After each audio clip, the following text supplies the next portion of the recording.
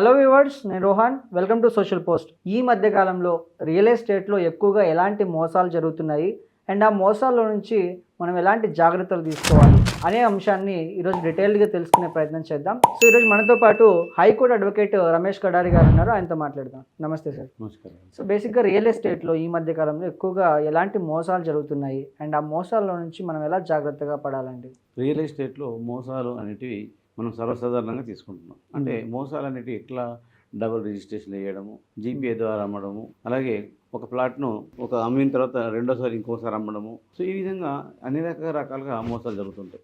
కొన్నిసార్లు లేఅవుట్ చేయకున్నా కానీ లేఅవుట్ చేసినామనడము, ఒక డైరెక్ట్ అగ్రికల్చర్ ల్యాండ్ను నాలా కన్వర్షన్ తీసుకోకుండానే అమ్మేయడము. సో ఆ యొక్క హెచ్ఎండిఏ ప్లాట్లు అని చెప్పేసి డిటిడిసి ప్లాట్లు అమ్మడము, ఇట్లా అనేక రకాలుగా వ్యవహారాలు ఉంటాయి.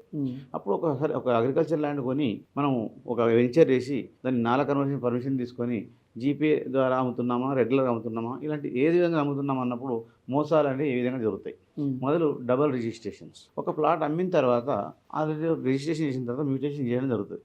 ఆ ప్లాట్కి మళ్ళీ డైరెక్షన్స్ మార్చి, అంటే ఈ తూర్పుకు పడమరకు ఉన్న ప్లాట్ని ఉత్తర దక్షిణ ప్లాట్గా మార్చి వెంచర్ అంతా మార్చి మళ్ళీ ఇంకొకసారి అమ్ముతున్నారు. అప్పుడు ఏమవుతుంది, ఆయన రిజిస్ట్రేషన్ ఆఫీసులో చూసినప్పుడు ఈ యొక్క డైరెక్షన్స్ అన్ని చేంజ్ ఉంటాయి కాబట్టి ఆ ప్లాట్ ఇది అమ్ముడు పోలేదు అనుకొని మనకు రిజిస్ట్రేషన్ రెండోసారి రిజిస్ట్రేషన్ అవుతుంది. ఈ రిజిస్ట్రేషన్ అయినప్పుడు మనం జాగ్రత్త పడాల్సింది ఏంటంటే, ఈ వెంచరు మనం ఒకసారి కొన్నారు ఇంకోసారి అమ్ముతున్నారు అన్నప్పుడు అలాంటి మోసగాళ్ళు చాలా ఎక్కువ మంది ఉంటారు. అలాగే హెచ్ఎండిఏ ప్లాట్లు, డిటిడిసి ప్లాట్లు ఉంటాయి.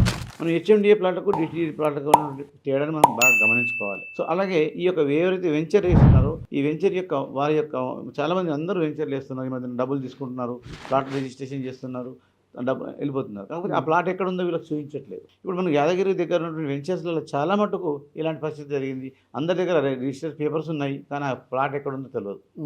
అంటే ఇలాంటి మోసాలు అనేటివి సర్వసాధారణంగా అయిపోయినాయి. ముందు మనీ ఏం చేస్తారు, ఇన్స్టాల్మెంట్లో కట్టండి, మంత్లీ 20,000 కట్టేసి మీ ప్లాట్ మీరు బుక్ చేసుకోండి అని చెప్పి చేస్తారు. తీరా రిజిస్ట్రేషన్ వచ్చినప్పటికీ మనకి ఏదో ఒక డ్రాబ్యాక్ చూపించి ఆ ప్లాట్ మీ దగ్గర లేదు, ఇంకో ప్లాట్ చూపిస్తారు. ఇట్లా అనేక రకాలుగా మోసాలు అనేటివి ఈ రియల్ ఎస్టేట్లో జరుగుతాయి.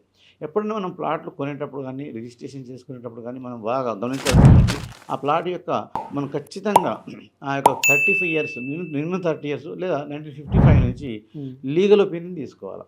ఓకే.